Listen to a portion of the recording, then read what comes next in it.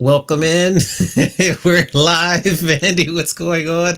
How are we doing today? It's what is it, July 24th? The summer keeps ticking by.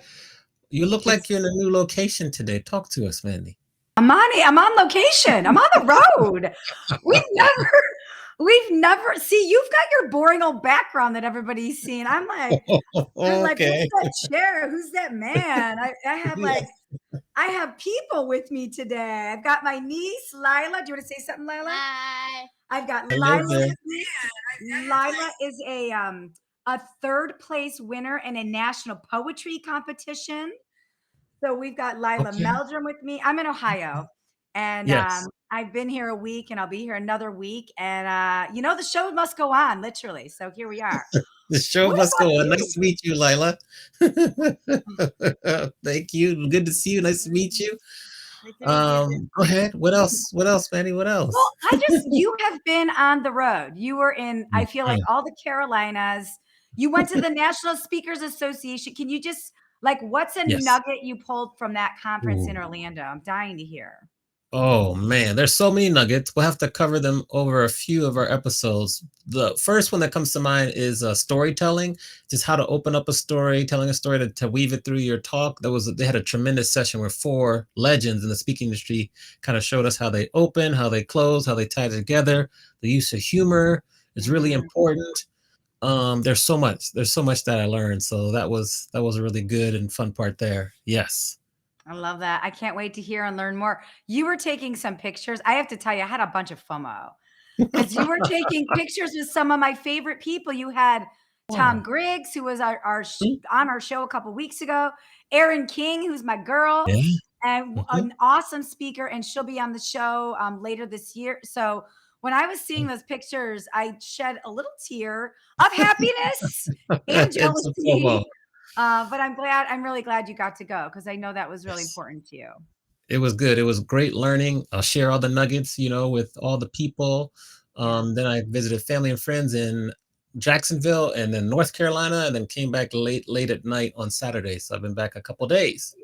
Welcome home and welcome Yes.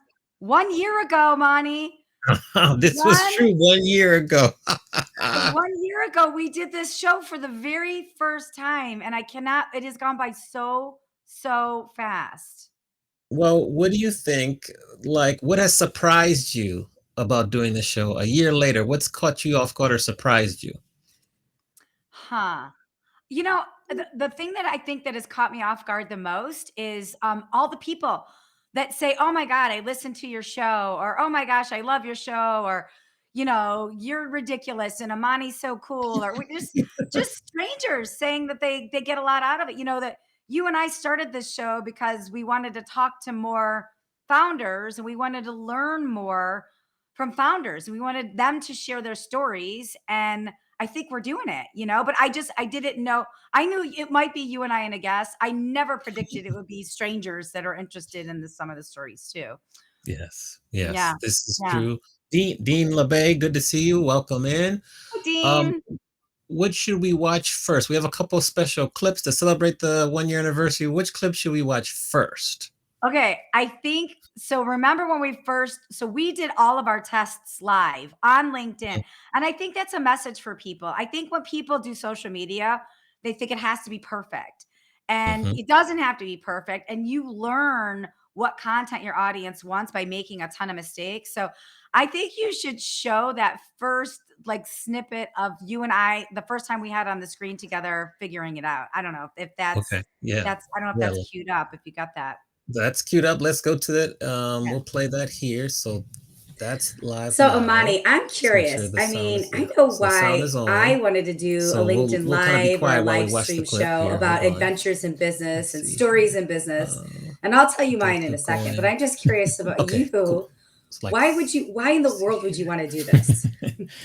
I think for me, it's just the ability to learn from people, learn through their experience and their wisdom, to meet new people, networking, to have fun on a show with you because we have great chemistry. I think those are my top three reasons. And I like love live streaming and love doing shows. So it's just altogether a win-win for me. I love that. Okay, then do we hit stop or do we edit? We can edit from We here. can edit and keep Okay, we going. can Yeah. go. Okay. We're coming. Well, I have to tell you, Okay, so that was we were testing it out on LinkedIn. We had the StreamYard going and all that. We hadn't even got to OBS yet either. So We didn't get to OBS, and that background is yes. horrendous. Like there's no design. It's fuzzy. I think that was before I got all my fancy equipment that you told me. Yes. Everybody, Amani told me that if I didn't get specific equipment, he wouldn't do the show with me. I don't That's know if how I put it like that, but you were yes. you were very kind and made a subtle suggestion. I was picking up what you were putting down. Okay, Yes. now Yes. before we go to the next clip, I have a question for you. Like, what's been the biggest surprise for you in this Mm. past year that you've picked up? For me, it is kind of how we're able to live stream on LinkedIn. Before the show, I had never streamed on LinkedIn before, and it's a very, very big and important platform to us. So for us to be able to successfully, very quickly get up and running on LinkedIn, um, that surprised me. And then when we went through a period of time where we would set up the event on LinkedIn, and then we weren't setting up the event, but now we're back to setting up the event, just the importance of doing the event so we can get people to kind of know about it and join. Um, that was a big learning too there. That's something that I learned also. So those would be the two. And then I would just echo what you said about how people who don't even comment are like, oh, I watch your show, I see the show. And it's like, oh, they really are kind of lurking and they might tune in later. Like I always said, the beauty is in the replay. So those would be the top three learnings. Yeah, well, Chief Lurker is in the kitchen behind us, my sister, who Okay. who I was just telling her earlier. I'm like, we have people that have seen the show that they never show up in the chat or they never RSVP to the invitation. She's like, yeah, that's me. Like I tune on all the time, like Chief Lurker, Vicky Meldrum, which that's just great. You don't need to RSVP. We love all the lurkers out there. Thank Right. you. We Hmm. celebrate you. Yes. But I think another funny thing is, and I don't know if you have this clip, is we tried testing the technology, but then we had to do an interview with the test. And we wanted to interview somebody that would be okay if we screwed up. So we Right. had a test guest, but we did it live on LinkedIn. Like we knew it was going to be a little rough. So we did a LinkedIn live with a test guest before we ever shot our first guest. So do you have that handy with our test guest? Yes, that's cue clip Okay. number 2. That we're going to be doing is I'm going to turn the camera on you, then you're going to turn the camera on us. So, question for you, Brian, in 20 seconds or less, what is your favorite business adventure story in relationship building? It doesn't have to be your favorite, just one that comes to mind. Just 20 seconds or less. Okay. Something that comes to mind about a business Less than 20 adventure seconds. Let's see what I can do. relationship. What jumps out at me is that when we were growing our mobile app company, we were kind of that early hockey stick maybe symbol of growth. We had this big day of meetings, 2 meetings in the day, and they were with by far the largest restaurant groups we'd ever hoped to work with. And I play in a basketball league, and I got elbowed in the eye the night before, and I showed up to those meetings with this huge black eye, and the founders introduced me as their bruiser. And that's great. We had a great 2 days of meeting. We got both of these accounts, and it was like this amazing day in the growth of our company. And we celebrated by getting ice cream, which is not the way I would typically celebrate, but very, very wholesome celebration, and it was kind of great. All right, that would be the clip of our first guest there. Yeah. So yes, you're like, woo. Woo! Well, okay. So everybody, a funny story about this, and Amani's so patient. We should give a round of applause for Amani. Yes, I'll take the applause. What a good sport! What a good sport! We got clapping. So what Amani didn't know when we did that was that the test guest was actually my brother-in-law, Brian Meldrum, who's an awesome guy and he's super talented and an entrepreneur, worked at Visa, very worthy of being on the show. But I forgot to tell Amani that I didn't tell him intentionally before because I didn't want him to have a biased interview. But then after, I just forgot to tell him. And then a couple months later, we were at a baseball game together in Detroit. And Amani's like, why are you traveling with the test guest? I'm like, it's Yes. my brother-in-law. So Yes. yeah, so that was funny. And I think we have another surprise. We have another 1-year anniversary surprise. There We he got our is. Yes, test there's a guest. test guest there. What's up? That's hilarious. Look I'm at at us. the test guest house right now. Do you have any questions, like a year in review from the test guest? Well, Brian just Meldrum, everybody. I'm Brian sure Meldrum. you've watched it. I'm sure you've watched it, Brian. So what are your thoughts on how we've progressed after this 1 year? Yeah, I say you've come a long way. Congrats on 1 year. I'm actually just right now I'm thinking about how glad I am I'm not wearing the same thing right now as I was a year ago. So Yes. nice job. Congratulations on 1 year. Cool. Thank you. Awesome. That would be my question. What question do you have, Mandy? Well, I mean, I don't have a question, just a note of gratitude. It was, it's always rough to be on somebody's first show. So thank you. Yes, You thank guys you did for great, being the and guinea I'm glad pig. to Yes. contribute. Yeah. Awesome. Cool. Thanks for Well, letting me thank you. take over your dining room for an hour and 20 Me minutes. toss it. Yeah. I love it. I love it. Bye. Take care. Test Okay, guest. so Yeah. let's guess. Done and done. Done and Now, done. who are our other two guests? Our first time we're having two guests on at the same time. Lots of are firsts. going to be- Yeah. Yes, that are going to be sharing the virtual stage with us today. Talk to us. Okay. We've never interviewed two people at the same time. We've never interviewed a couple that runs and operates a business together. And these two founders are co-founders, but they also happen to be married, which is exciting. And they're responsible for the Bring Back the Brown campaign the San Diego Padres had recently. They've been featured in Sports Illustrated magazine, and they run a really cool lifestyle brand called Westside Love. And they're passionate, like insanely passionate about the business of design. So we have Tori and Jordan Stark on the show today. Hello. Welcome to the show. Now, we give Hey, glad to be here. Thank you for having us. We're excited to have you. Yes, that's the pause there. I think, what should we ask first? So many questions. Maybe I'll let you start off this time. You can ask the first one. Talk to us and I'll fill in because I have my list here also. Yeah, I mean, I have so many questions about the business, but before we go into the business, I have questions just about you as a couple and as humans, because we have so many people that engage with the show that are in business partnership together. And then we also have a lot of family run businesses. So I just want to know, how did you guys meet? Like, what's your personal story of origin? And the second question is then, how did you decide to be in the business together? So we'll just start there. We'll carry on. Want to take it? Sure. Wise man. Wise man. It's a good story. It's a good story. Yeah, we Okay, met right after high school. I'm from Pennsylvania and Jordan's from San Diego. And we both ended up on this after high school trip to like whirlwind trip to Europe, where you kind of over a month just go to all these different countries. And we ended up being on the same tour, and it took like, I don't know, 2 weeks To kind of before we actually talked to each other. Did you see each other? Were you lurking at each other from afar, or you? I Just was didn't see- lurking for sure. I don't know if she was. I mean, he was mysterious. He always had his video recorder like connected to his hand, like at all times. Yeah, I was the only one with the video camera on that trip. Like Yeah. no one had a video camera. It was crazy. What a Yeah, bunch of lamos. Good thing Yeah. you had it. I mean, Yeah. I'm into tech too, so I don't know. I just always had a camera with me, like a video camera, photo camera, whatever. So yeah, this was 2000. I don't know if That I was said that. that was 2000. Yeah, we were both and then graduating. yeah, we became pen pals. Yeah, so some sparks flew on the trip, but you know, her aunt was my English teacher's friend, and my English teacher is the one that put the trip together, and she asked her aunt to chaperone, and so her aunt then asked her and her brother if they wanted to go on this trip, and they're in Pennsylvania, so we technically met in London. Yeah.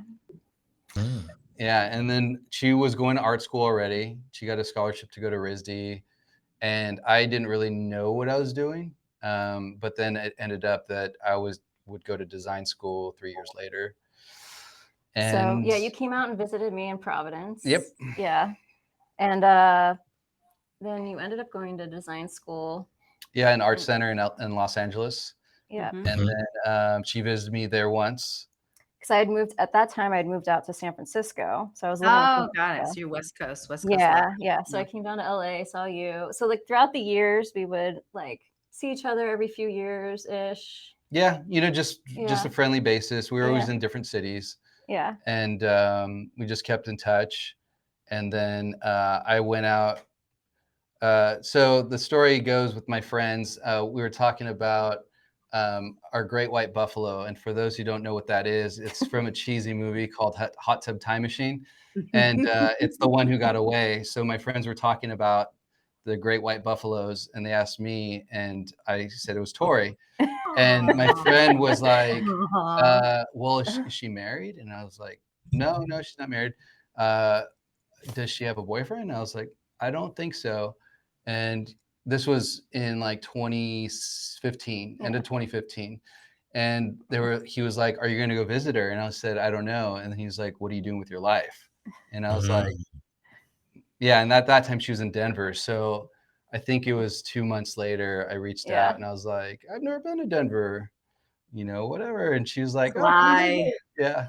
Yeah. So Wow. I kind of went out there and we hung out, and I was like, And hey, he told me the story yeah, at some point. I was like, we're never gonna like be in the same city unless we just kind of try. So we had a little long distance thing for about 8 months or so. Ish. Yeah. And then she moved out to San Diego. Aw. So I have some follow-up questions. There's so many follow-up. So it took you 15 years. Mommy has problems with your timeline. Oh yeah. Problems. I love the timeline, but Yes, very deliberate. Have you sold the script yet? That's my first question. No, I have not. That'd be amazing though. You should, yeah. So then, okay. So after 15 years, and then you got to the same city. What made you decide to? And I think this will be for Tori. Like, what made you decide to say, okay, I'm going to move to San Diego? Well, I just knew that if we were going to make it work, I needed to be close to him. So Jordan has a really good community in San Diego, and I was kind of still a transplant in Denver, and it just made sense to move closer to him, and we just went for it. Yeah. Yeah. I'd had the business here, and although I could do remote, because at the time I was doing just brand design, Westside Love was kind of on pause. So I was just doing client work. I think it came down to the support and just the business and family and friends here in San Diego. Whereas in Denver, she kind of moved from San Francisco to Denver, but didn't really have a big base of family and support there. Yeah. Okay. But I had to convince her. She wasn't sold on San Diego right away. You gotta play hard to get, girlfriend. It's good to go. I had to sell it. You did what? How did you sell it to really? How did you close the deal? See, I'll tell you a story. I've been watching Suits. Suits is on Netflix, and I'm binge watching Suits. You too, I'm Mandy? binge watching it too. I just started last week. I watched it too. I don't know what it is. Oh, you got to watch it because Harvey, he's known as like the best closer. So then, how were you, Jordan, able to close it? So I mean, she had been to San Diego when she was a kid visiting her aunt, and I said, "Oh, the city's really changed a lot," and she really liked the density and the kind of Europe kind of like a European kind of city, like of San Francisco. My heart was in San Francisco. I'd been there for 10 kind years. of a really before proper that. metropolitan area. Yeah. And I said, well, San Diego's building up, and there's a nice balance of kind of work and play here, Yeah. But she likes, milder weather where it gets hot down here, but it's still mild. pretty good weather. Yeah. Right now. Yeah. Pretty mild. Still It's pretty good. great. Yeah. So that was the closing. So that's how you closed it. Okay. Now, where did the name and how'd you come up with the name Westside Love? And before we do that, we should point out you are wearing Westside Love gear too. Yeah. In case anybody likes it, he's wearing Westside Love gear. Yes. So this is the Westside Love mark right here. And then this is another mark 24/7. So my background's in brand design. So the West Side Love kind of named itself. In I think 2004, I was in an identity systems class, which is basically logo design and building a full out brand identity. And in the beginning of each class, our instructor would give us exercises on just developing symbols and marks or logos. And he gave us 2 words or 3, or he would give us a couple words. And this week he gave us 3 things. He said, make a mark that represents west, east, and the third thing of your choice. So I did a dub, and I turned it sideways for east, and the third thing was music or hip hop. And I liked it was just like a real modernist, clean line symbol, and I really thought it was cool. And it wasn't until later that I was just messing around with the mark after the class was over and everything, and I saw where the 2 fingers crossed. It was a heart. And it was like a moment like, oh crap, this is cool. I'm probably going to be seeing this for a long time. And immediately I just thought of one of my design heroes who did the I Love New York. His name is Milton Glacier. And I'm like, this is like the West Coast version of that. So that was in 2005, something like that. So I mean, that's what it is. It's West Side Love, really. It was like, I can't think of any other name for it.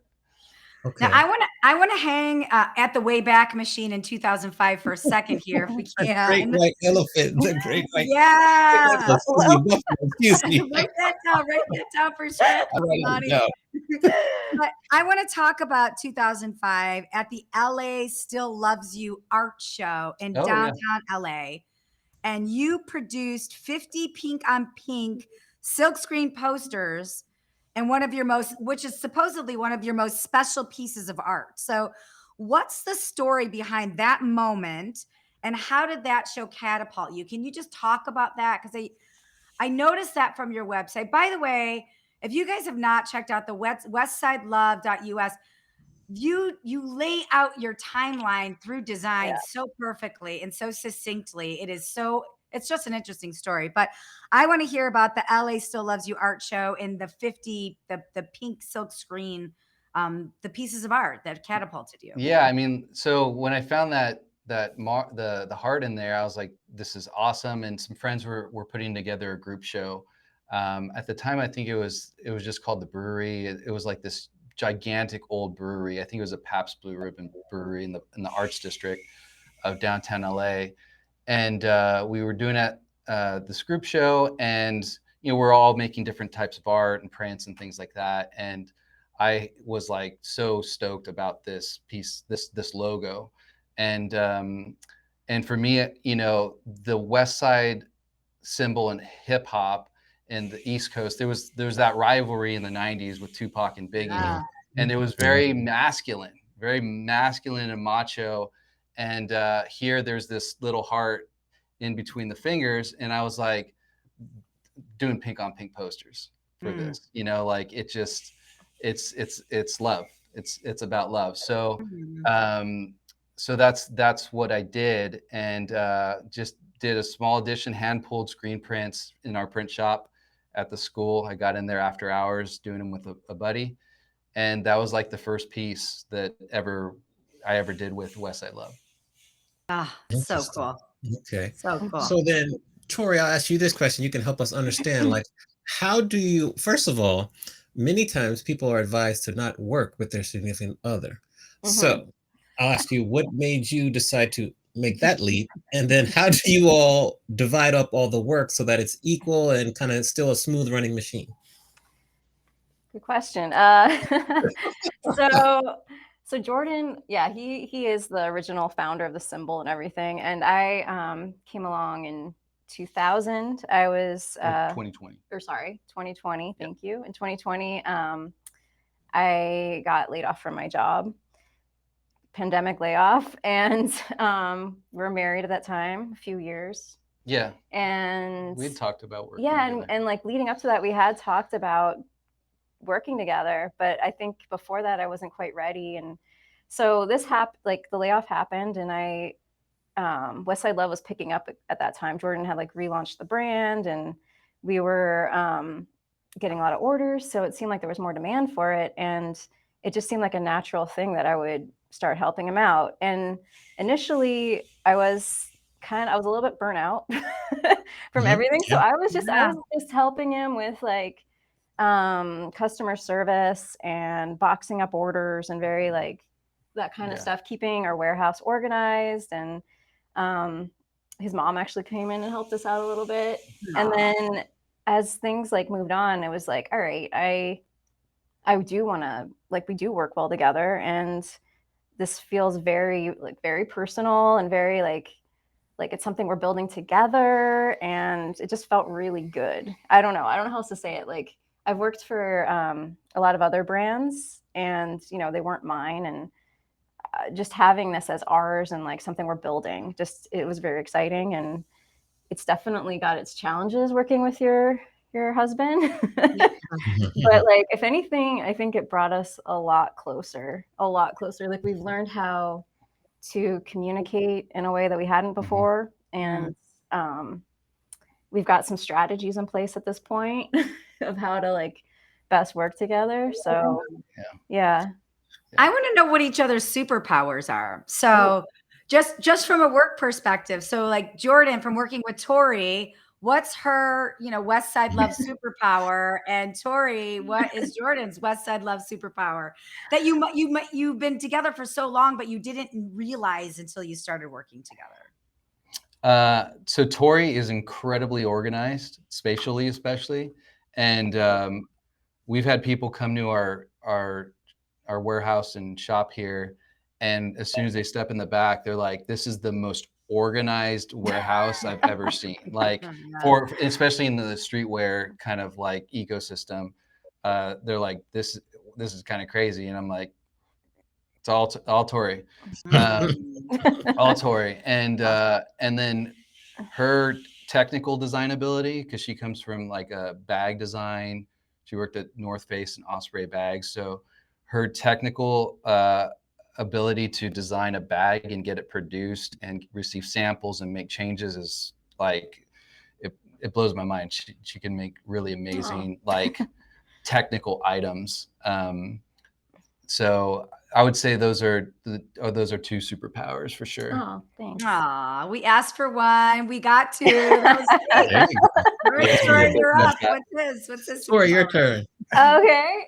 Well, Jordan has so many, more than two. But I think the biggest thing is his perseverance. Like, he has always been an entrepreneur from right out of college, and has this patience and perseverance to like learn things that I just am like, I get frustrated. So he has taught himself all the back end of business, and like has kept things running in a way that I'm just so in awe of, because it's something that I don't have. I wouldn't be able to do it alone. So I am really impressed by that. Yeah. Thanks. Yeah, I think at where we're at now, it's like you can't do it alone. You know where we're at now. So yeah. And you're really good at seeing the bigger picture of like the business plan. Where I like to look at all the details, and I get kind of caught up in details, and he's really good at seeing the big picture. Yeah, That's a great I'd say balance. yes and no. Yeah, to that. Yeah. Great balance. So Jordan, you mentioned earlier how you got some inspiration and guidance from like Milton Glaser. Yep. And so can you tell us who he is? Because I know who he is. And are you familiar with Debbie Millman, who's pretty big in the design space? Sounds familiar. I don't know the name right off the top. She was the first person I heard about Milton Glaser, and I think she worked with him in the past. So how has he been an inspiration to you? Oh, I mean, there's so many, the inspirations of designers and artists, architects, product designers is so long, but Milton Glaser, he's an eloquent, wise human being, or he passed away not too long ago, but not only was he prolific with a range of different styles of work, but the way he spoke about design and business, and even just life in some instances, or it was just very eloquent. And as a person, I think Milton Glaser was an amazing person, an amazing human. But his range of work has been very inspiring, from, you know, I Love New York to like Bob Dylan album covers, Mhm. or Yeah. you know, agency work. So yeah, the well's deep there with Milton Glaser. A lot of great advice too that he's written down that you can just find online. Yeah, he's a legend.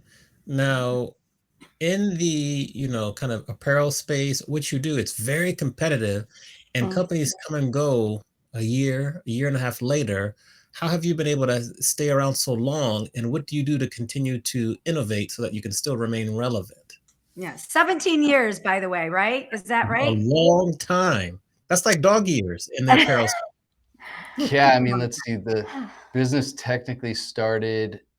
business itself was technically started in 2009, but I graduated in 2006, and Westside Lowe's been around since 2005. So we didn't start producing apparel till 2010, kind of just sampling it in my first business partner's garage, Tony. Shout out to Tony. But Tony. yeah. It was just patience. It's the long game, I think, is really, like you said, a lot of brands come and go. And so it's not just about even the quality or the talent of someone, which I found quick. It's how to run a business, and how to connect with people, how to talk with people, how to develop a Yeah. network of support, advice, because it's not just the output. It's getting it out there. It's making it sustainable. So, you know, it's there was a speaker at our commencement when I graduated, and he said, my biggest piece of advice to everyone is don't be an asshole. Yeah. I And like that person. yeah, Yeah. Eric Spiekerman, and he just said, you know, if you're an asshole, good luck, because no one's going to want to deal with you. So It's good. I would say that's a huge one. And just you know, which I've heard on your guys' podcast, just don't give up. You know, there's usually a way around, and you know, Phil Knight has a great book called Shoe Dog, and he says that even when things look bad, you're not seeing clearly. There's other things that are positive that you have to kind of tap into, even if that just provides you energy for that day to get through that moment or that difficult time. You have to try to dig to find the positive and keep going, figure it out, learn.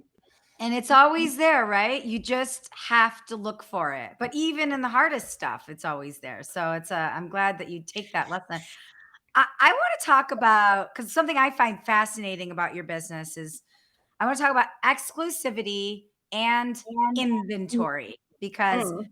you specialize in these small batch runs. Right. As evidence is my husband Scoot wanted this awesome hat that you've had on your website for a while, and he finally he got it this weekend and he finally got it, and he loves it. Like, he loves it. He couldn't get it. He loves that he has it. He wears it everywhere. So can you just talk about a little bit about your strategy and the business model of a small batch run apparel company, and how that works, managing inventory, the fine line between not not alienating your customers by like, oh, they don't have anything, but like still creating that exclusivity of wanting more. You want Sure. Yeah, well, we had some issues with supply back in 2021. 21 and 22. Yeah. So Yeah. during that Everybody time, did. Yeah. during that time, we were very limited by what we could produce, and we ended up sticking to core styles and doing a lot of them. But once supply opened up again and we were able to order whatever we wanted, we discovered that having these smaller capsule collections created more interest, created more ability to do marketing material. And so just regular new releases. Yeah. So we've come up with a rhythm now where every 2 weeks we do a lot of sales with hats. And so we have a release of hats, maybe some tees. And by doing that, we found that it keeps customers engaged and more buzz around it. Yeah, I think the time of seasons, unless you're a really big brand with a lot of wholesale distributors, seasons are difficult because you have 10, 20, 30 plus products or whatever, and you release it all at one time. People just kind of flick through, they buy some stuff maybe, and then it's like out of sight, out of mind. So it's one of those things that if you are regularly releasing new stuff, it kind of is like, what's going to be next? What's coming up. And for us, the amount of supply, like I always wanted to have a brand that sold out of stuff. Like not having, I'm like, well, have all these other brands sell us stuff and we have all this stuff, and like, it kind of trickles out. And then in 2021, I was like, so if it's too extreme on selling out, it's a bad thing, because it's like people are like, you're always sold out. I can't get anything. And we're having huge supply issues. So for us, and sorry if there's like sound, we're in this industrial commercial like area and we have machinists around us. So you're fine. Yeah. It's live streaming, man. It's real. It's as real as it gets. Yeah, a customer might come in, UPS, who knows, but we'll handle it as it comes. So with regards to small batch, it's more of we're not necessarily trying to create like almost a fictitious like supply constraint where it's so limited that people are they can't get it and it increases demand. That's not what we're trying to do. We're more trying to not have too much inventory, where we have good cash flow and we're able to make investments where we need to, and we have, especially after the last couple of years, we have some money to float us if things aren't good. And then that's mostly kind of what we're trying. And also, to we don't have a lot of sales. Right. So, we don't want to do a lot of sales. Yeah, we don't want to be a brand that's like you're always waiting for that. You're always waiting for the sale. Oh, that brand always has a sale. Like wait for the next sale next month, or they'll have one. So we try not to we don't want to be a discount brand. Yeah. Right. How did you keep going, and then I'll ask my question. Okay. Yeah, I would say that, and experimenting. Like we still have a lot of things we want to do and produce and make. And like this week, we're probably going to release these new mesh shorts that we've been developing for. They're like basketball shorts we've been developing for maybe 6 to 8 months. And so that's an experiment. Like we've never made a short. And so by doing it small batch, we're able to experiment with colorways. We did our first like white hats not too long ago. And previously that would be something that people would be very hesitant to buy. But now that's something that's a little bit more like, hey, if I wear white shoes, I can wear a white hat, I'm not going to get it super dirty. Just, you have to take care of it. So we're experimenting by being able to do also small batches. Yeah. Mesh shorts. That sounds exciting. Yeah, zippered pockets. They're super nice because mesh shorts, stuff always falls out of the pockets. So we want it to be something that's loungy, but also something you feel good about wearing out. They look cool. They can maybe match with your sneakers or your headwear. So yeah. Awesome. So you're saying if I'm getting ready to order my Reflect Tech full zip hoodie, maybe wait a couple days so I can also order the shorts with it and get that in a bundle. That's what you're saying, right? Yep, that's what I'm saying. Sounds like somebody's on the website. There you go. Looking for the large size. I love a good hoodie. I need to replenish my hoodies, and I'm like, this looks good. One of the other hoodies isn't in stock in large, so I'm like, oh, but I like this one. So pardon the show as it pauses while Amani shops. Exactly. How are you able to partner with the San Diego Padres? So we didn't partner with the Padres. We kind of we were like maybe to some degree a thorn in their spine, because it was, or I would say we were like a doctor that's trying to prescribe medicine to someone that doesn't want to take it. It's like, take this, it's good for you. You should take this.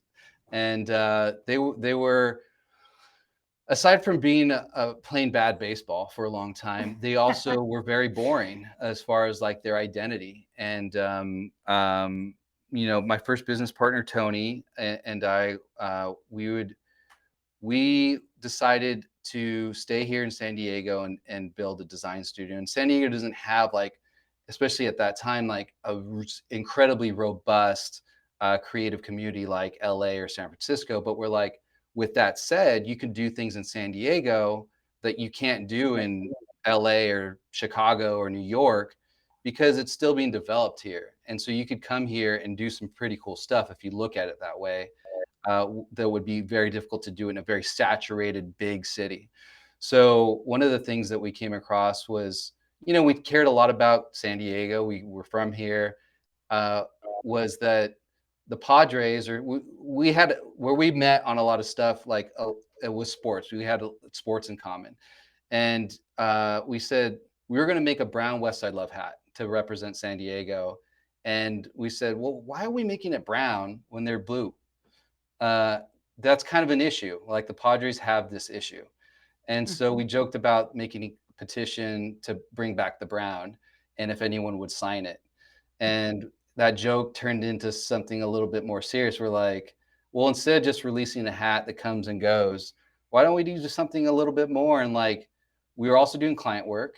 And so we're like, why don't we flex these muscles that we got from schooling and marketing and branding, and maybe, do something for the community and aside from just selling a hat and it comes and goes, whatever, but do something that actually might make a difference here in the city. And so we started Bring Back the Brown, and we got all these other businesses on board, and we made posters. We were doing collaborations and events every month. And what year was that? That was 2011. And we started the seeds of the campaign started in 2010. And then, partners that Bring Back the Brown would later become official sponsors of the Padres. And they kind of, became insidious. They got into the system and they demanded all the, knock around sunglasses. They requested all the retro days for the Padres. So the days the team would wear brown, and then they would make 50,000 pairs of brown sunglasses and seed those out to fans. And now this thing was becoming like, oh, brown's kind of cool. The brown's different. Like there's 10, 13 MLB teams that wear blue, but no one wears brown. And that's kind of like, we're the Friars. It's kind of quirky. They're brown and yellow, but you can make that. We believe you can make a modern version of that, and you can make it look nice and not super retro-y like the old uniforms. And that was kind of our call, is like, we should be proud of the identity we have, and we should make it distinct, memorable, and embrace that identity and make it quirky, and it represents us here. And so, San Diego's right next to the border. It's one of the most heavily trafficked borders in the world. And here we're trying to be the Padres with like wave logos and sailboat like inspired scripts and beachy. And that's like a transplant idea of San Diego. That's not San Diego's version of San Diego. Yeah. So we're like, we're the Padres. We're not the sailboats. We're not the Shamus. We're the Padres, and like they should look like that, embrace that identity. And so that was Bring Back the Brown. That was the call to action. And Good how was story. that was featured in Sports Illustrated? What was that story about? So at the time, the editor of Sports Illustrated was from San Diego. And and we got more love or support from national sports writers than San Diego news and sports writers. Wow. So constantly in like uniform rankings, San Diego was like last. And people kept starting to say like, hey, there's this campaign, because we really mobilized on Twitter. We got all the hardest. So I'm not, compared to the bloggers and the people that we networked with and made alliances with, I'm not a fan. Like those guys are super fans. They watch spring training. They know the minor league system. They know everyone's like sabermetrics. Like they're hardcore. And win or lose, like mind you, the Padres played bad baseball for a long time. and they are there day in and day out. So we're like, we need these guys on our side. And they Mhm. were on our side. They were like, yeah, they need to be brown and gold. And so, uh, so basically, like national sports writers started talking about it, and they started following us on Twitter and stuff like that. Major Garrett, CBS White House correspondent, was following us on Twitter. He's from San Diego. So like, Mm. there's people from San Diego that were like, yeah, this is what it should be. And Lee Jenkins from Sports Illustrated reached out to us one day and was like, dude, yeah, they should be brown and gold. I want to write an interview. I want to write a story about the Padres and their uniforms and where they're at. And, can we interview you? And I was like, yeah, let's go. That's Yeah, awesome. let's go. Well, what I love about like Bring Back the Brown doesn't happen without your ability to build community, right? Yeah. West Side Love doesn't happen without your ability to build community. And I think your passion for community building is really the thing that weaves in and out of your business. So can you Yeah. talk about that? Talk about what other businesses can do or some examples of things you've done to build community. Because I think that's what a lot of people in their businesses are missing. Right now, people will be like, I don't have any time, but you do it so flawlessly. So just talk about your ability to build community and advice you have for other business owners in community building. You got to get out there, like you have to get out there and you have to tell a story. You have to put yourself out there. And as uncomfortable as it is, like as awkward as it is, even doing this or doing a YouTube or, it's like, this is hard. I don't want to do it. But, what I tell people is, what I told myself is that, well, if it's bad, no one's going to watch it. So it's like, fine. Like it's no big deal. Just do it. And what's the worst that can happen in that regard? So you have to go out there. You have to tell a story. You have to connect with people, and you have to think about. There's like an old proverb about planting trees or planting seeds that you'll never see, type of thing. You'll never use that shade, but it's for paying it forward type of thing. And really kind of Bring Back the Brown was that for us. We're like, well, we'll at the very least, we'll be able to tell a good story to the next generation that make San Diego like saying like, yeah, we stayed here. We did something here. We didn't go to LA. We didn't go to New York. We didn't go to London, whatever. We did something here. We built here, and I think looking at things from that perspective is a good thing. And speaking of Milton Glacier, there's this thing that he signed. I forgot what it was called. First Things First, I think it was. But it was like a manifesto for designers to look at outside of just doing commercial work for clients and stuff, but what else can you do for society with your skill set outside of just doing commercial work?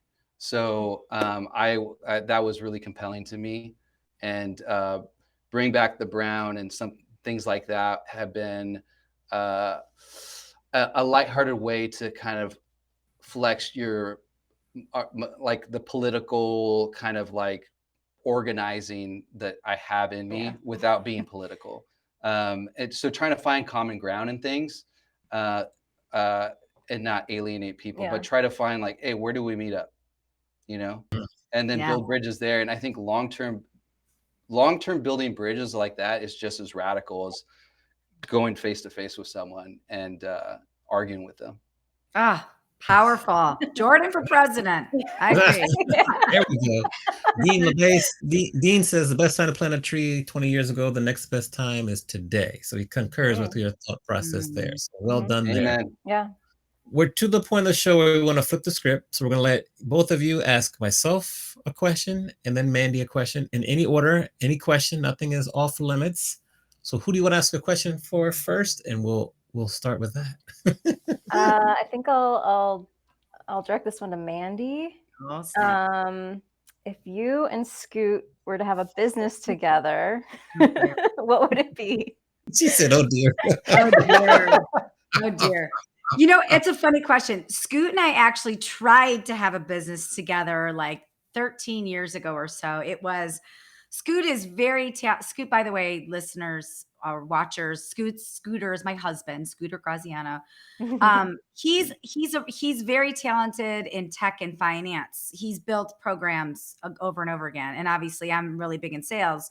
So I was doing a lot of business coaching for these private event venues many years ago. And I come from the private event space.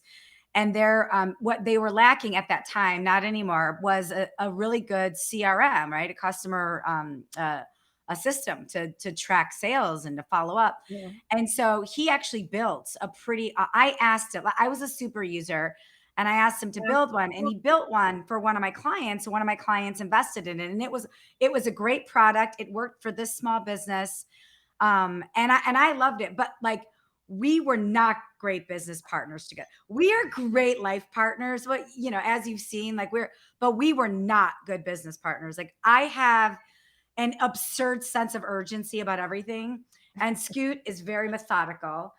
And Scoot has a very rigid way he thinks certain things should be done, where I'm very open-minded. So like, we were not good business partners, and I would never, ever do business with him ever again. If I wanted to stay married, I would never. I'm good at the business of marriage with him. We are great yin and yang, but I would never do business with him again. But we had to learn that, right? We had to try it. And I'm glad we tried it, because we both did a good job at what we did, and the customer was happy. But after we got through the first part of that, I'm like, we can never do this ever again. Now we can talk about business with each other, and he gives great business advice and vice versa, but I would never go into business with him. That was a great question, and thank you for asking. All right, who's next? I'm next now. Yeah. Who's like me? So Amani, I from what I understand, you play soccer once a week. I do. Yeah. So I presume you have a favorite football club that you follow. Yes. Yes. What club Liverpool. is that? Liverpool. Oh. Liverpool. Yeah. My man. Yeah. Yes, there we go. Ah, Yes. From way back in the day till now, through all the ups and downs, Yes, Liverpool. sir. Yeah, I got the jerseys back there. Yeah. Right Awesome. on. Me too. So All right. Cool. good. Now, the next question I have, and I'll start with Tori, is like, for the younger people who are in the audience that are looking to maybe start their own fashion brand, what advice would you give them? Ooh. Well, that's a good question. I think, well, something I learned from Jordan is you have to have perseverance. There's going to be ups and downs, and you kind of have to enjoy the ride of that too. I think that's part of it, is just to enjoy the ride. You're going to be learning as you go. So you have to be open to just going for it. She says she got that from me, but in so many ways, the last couple of years, I've been a wreck. I've been just like a nervous wreck, and she's like, "It's gonna be okay." We're- Yeah, it's- yeah. we're- We kind of at the similar times. I'm up here, and he's Yeah. Ebb and flow type of thing. Yeah, but I think Yeah. that would be, to just enjoy the process of learning and growing, and just if you feel passionate about it, to put in the time and the work. You have to love it. Yeah. Okay. Good Yeah. advice. And then let's go back to when you're just about to finish school, my 21-year-old question. Mm. And we'll stay with you first, Tori, and then go to Jordan. Like, and based on everything you've experienced to this date, Oh. knowing what you know now, what advice would you give your 21-year-old self? Oh. Move to San Diego sooner? Wait, what did you say? I said move to San Diego sooner? No, just kidding. Yeah. Aw. Yeah, actually, I would say that. Yeah. That would have saved me a lot of heartache. Yeah. Oh, Yeah. Well, I mean, I think it's similar to what I said before, is to just enjoy the ride. I would not have thought that I'd end up where I am right now. I was on I'm trying to be an artist, and I was doing scenic design for a while, and I tried a bunch of different careers. And I think through all of that, just take what you can, learn as you go, and just enjoy the ride. That's the best thing I could tell myself, is to Very not nice. stress so much in the moment. I was always trying to accomplish that next thing and looking so far ahead that I couldn't enjoy where I was. I was just always looking at all the faults of where I was and not appreciating what I had accomplished at that moment. I still do that. So yeah, I mean, it's hard. I have to tell myself that now too, but I would definitely tell my 21-year-old self the same thing. Yeah. Yep. And Jordan, what about you? Pretty similar. I would say send it, just go for it. You know, and it seems like every phase of my life, like I think about this, that, oh, I got through that and it's no big deal now, Yeah. type of thing. And so I'd say get out of your own way and just focus on the big picture and just go. Just don't overthink it. Don't overthink it. Just produce and get your message out there. Shine your light. Just kind of don't overthink it. Okay, nice. Mandy, I'll let you kind of close it out with our final question. What do you got for us? I just have a question about your website because it's so well done. So can you just talk about how you decided to tell the story? On your website, the way the timeline is laid out in the boxes and that the format of it, I think is really interesting. So were there multiple iterations to get there? Or did you have a vision of how you would tell the whole Westside Love brand story? I mean, yeah, I think Tori and I spoke about that, and you know, we'd go back and forth on it. But I think it was one of those things that, especially at the time, I wasn't really filming and talking on camera about stuff. I wanted to kind of do YouTube stuff, and Reels wasn't really a thing yet, TikTok. But I knew the story is important. Storytelling is, I think sometimes people still underappreciate storytelling and even selling themselves. Yeah. You know, I was talking to a friend the other day. He put his new portfolio site up, and he's like, check it out and let me know if you have feedback. And immediately I was like, homepage and about page. You're hiding the picture of you, your hat, you have a hat, you have glasses on, your head's down, and you don't really talk about yourself. Like, I want to hear about you. I want to know about you. You make great work, but at the end of the day, do you want to reach out to this person and say hi? You know, and I think at every key point, at every touch point, and what we're trying to build is, we think about disarming people and like letting them feel welcome, and like they can approach us and ask us a question, or you know, I think that's incredibly important. I think so that storytelling was key to that. Is how do we tell people the timeline of this? Because it's been a long burn. It's been a long time, and some people are like, I just found out about you guys, and I'm like, well, we've been doing it for a long time on some level, kind of through ebbs and flows and hiatuses and stuff. But I think telling that trajectory for us, we didn't just come out the gate like and blow up or something. So we had this a lot of people have been involved in where we're at today, and I think it's important to kind of also pay tribute to those people in that time. Well, you do such a good job out of it. It's so succinct. If you go to the website, is it on the About Us tab? I don't know. Yeah, it's a good read. It's a quick read, but it taught me a lot about your brand too. So thanks for putting it together that way. Yeah, I know. I mean, I've been going to this masterminds with like a couple other friends that are business owners every few months starting this year.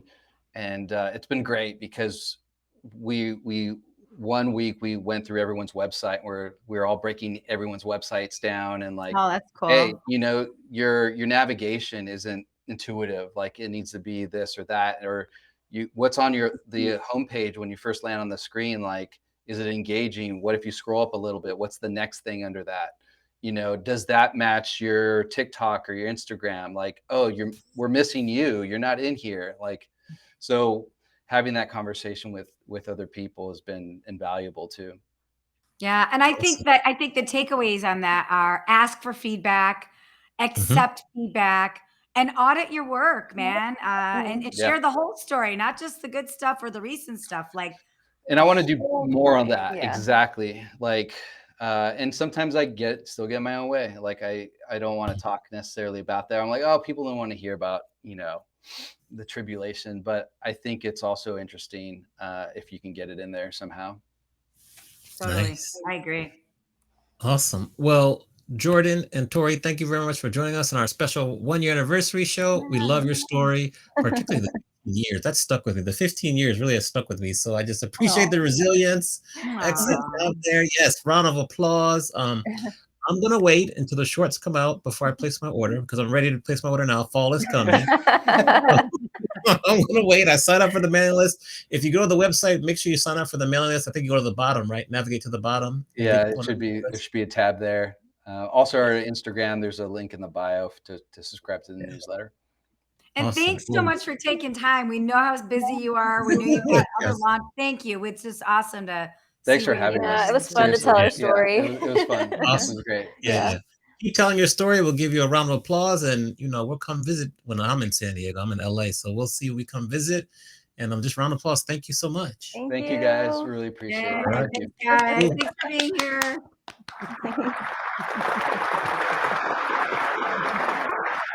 All right, Maddie, what do we got going on next week?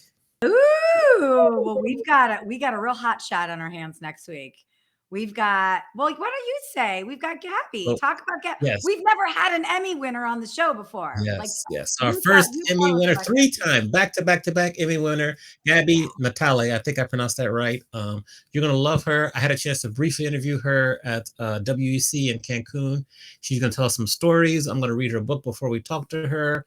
We're going to have a fun time next week. It's going to be a great show.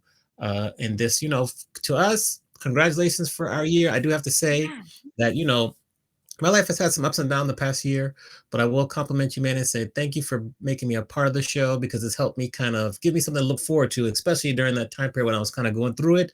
So I just want to say thank you for asking. It's been, a godsend. It's really helpful. I've learned so much.